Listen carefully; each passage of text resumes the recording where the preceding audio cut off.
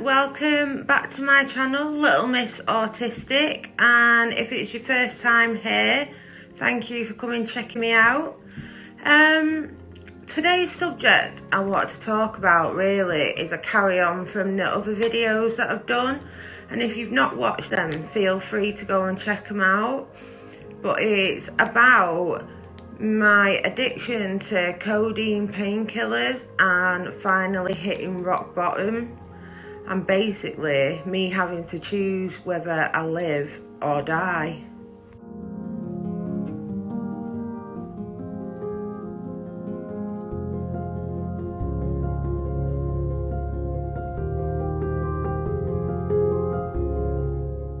I just wanted to mention as well, if this is someone looking up this video for information for a loved one, it can be a bit confusing, and I just wanted to say that codeine is the same as cocodamol.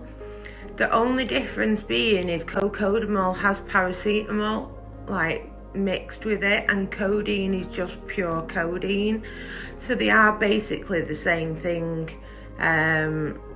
So yeah, just wanted to get that in there just in case people are getting a bit confused. The earlier videos that I've done is how I got addicted to painkillers in the first place, and the next one was also finding out I was pregnant and being addicted to painkillers. So if they're going to be useful for anyone, I don't know whether you want to come out of this video, go and watch them and come back.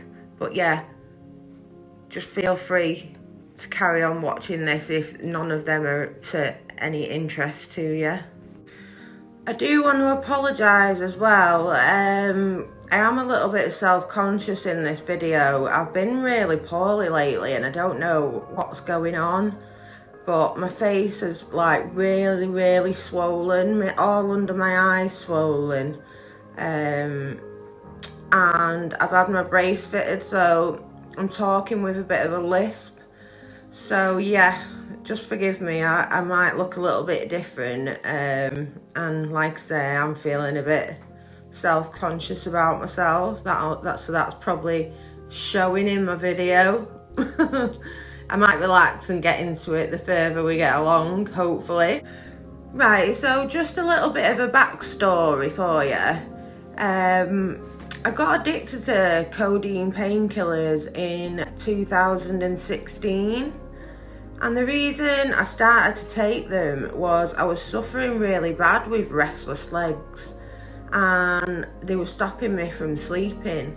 So my mum gave me 2 painkillers, which were codeine tablets, and back then neither of us knew that they were addictive. So I started taking them and they actually really helped. So I started taking them every night because she had enough spare, and then before I knew it, it become like routine, and I would have them at the same time every night, and I started to look forward to them.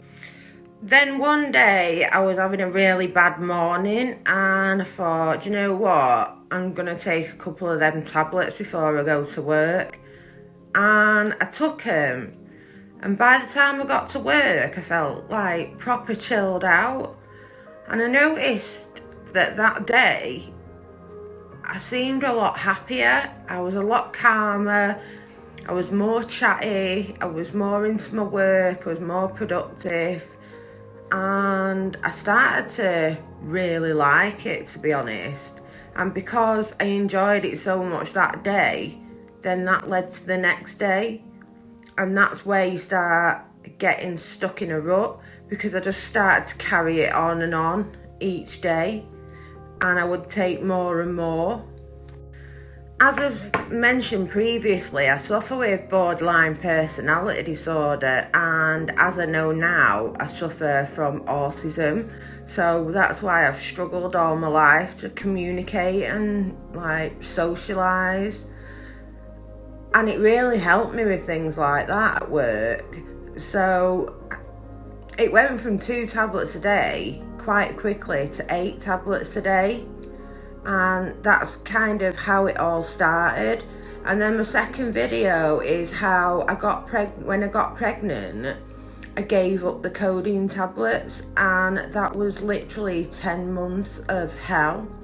And I was so depressed and felt so suicidal without them, which then led to it all getting out of hand once I'd had my baby.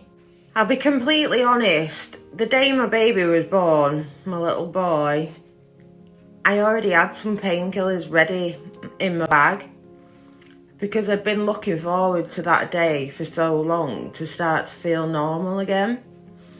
And as soon as I had him, I took about 5 tablets all in one go. And that feeling I got was the best feeling ever. And my mood changed instantly. I wasn't depressed anymore. I felt like I could cope again. And it was just like literally in a few hours, I couldn't believe I felt back to normal. And that's how bad it is. Over the 12 months from my son being born, he suffered really, really bad with milk intolerance. And when I say he cried all day and all night, I mean it. And I felt like I was up for 24 hours all the time. Like, I would literally, from 3 o'clock, I would just be awake till like 12 o'clock every night. So there was more hours in my day. So I began from taking 2 tablets at a time to taking 6 tablets at a time because I'd built up a high tolerance to them. So with there being more hours in my day, I was taking more tablets every day. It got to a point I was taking about 35, 40 tablets a day, and that's like 30 milligram ones. They're the strongest ones you can get. And luckily, they were just pure codeine. Like I said earlier, cocodamol with the paracetamol in. If anyone's watching this and needs help, or they're just not ready to give up yet, please go to the doctor and try and get them to give you just pure codeine, because that's what I did. Because it's the paracetamol that's really, really bad for your kidneys, your liver. And I just went to the doctors and said to them I'd rather take them separately, and I'm trying to cut down on the paracetamol. The other really hard thing as well about addiction like that is trying to get your hands on that many tablets. Like, to get nearly 40 tablets a day, the doctor wasn't prescribing me things like that. Like, yeah, they were prescribing me codeine tablets for other illness that I do suffer from. So my partner was getting them. My mum had spare ones, but either of them didn't know how bad my problem was. They just thought I needed them for pain, and they knew I took them and they knew I was addicted to them, but they had no idea how bad. And to be fair, I've only recently been honest about it.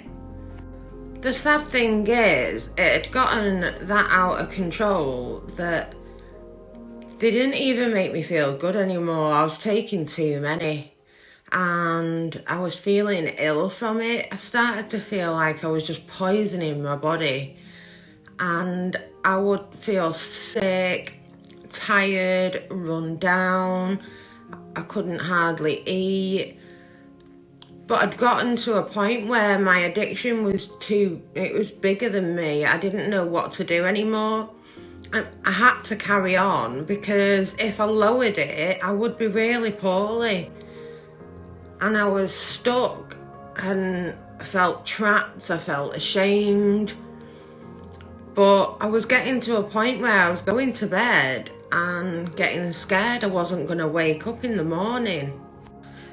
The sad thing is, it had got that out of control. I could have died at any point, I really could. and I was on an antidepressant as well. So mixing medication's not good for one, but all you have to do is type it in on Google, and there's so many people around the world suffering from opiate addiction, but there's also so many people dying as well. And this just played on my mind 24/7. And I just knew that I had to get help. And it had gotten to the point where I was going to live or die, end of story. Like, there's nothing else to even think about. And I had children, so I had to get help. And you've heard me mention before the Facebook group. The Facebook group, if anyone's interested, is called Codeine Addiction, and everyone on there is so nice. And from speaking to people on there, they actually give me the courage to make that phone call. And it was actually a lady on there who got me the phone number, because I had no idea where to start. And from ringing them, everything went so fast and I was in straight away. And they put me on some other medication called Subutex, and it's also called buprenorphine. So if you want to have a look into that and read up on that, that helps so that you do not get any withdrawals whatsoever. And I will do another video on that. To be honest, I owe my life to that Facebook group and that lady that helped me, because if she wouldn't have helped me, and I think because I do suffer with mental health and autism, and like looking things up like that and getting things started, I always tend to put things off. So her doing that for me, I think, saved my life. And I won't lie, these medications aren't the best, but that they put you on to get you off the painkillers. But what would you prefer? To leave your family without a mum? That wasn't an option for me. So I am glad I've done it. I am still struggling with my own battles, and hopefully you'll get to know me as I go along. It'll be nice for you to go on this journey with me, because these are the first videos I've done on my YouTube.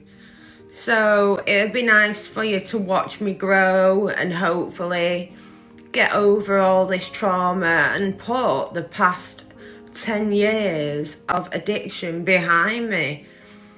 And hopefully I can go back to my old self again. But for anyone who is struggling with addiction, I send you all my love. I hope you get the courage to get help, because it is hard having them conversations and being honest with people that are close to you. I was scared to death of having the conversations I had to have, but you just have to kind of man up, get it done, and think, right, this is for my future. But all I want to say is, if you are struggling with addiction, please, please, please feel free to message me, leave a comment, and I will do my best to help you, because I know how scary it is. And I wish you all the best, and look after yourself. And thank you everyone for watching. Take care, guys. Bye.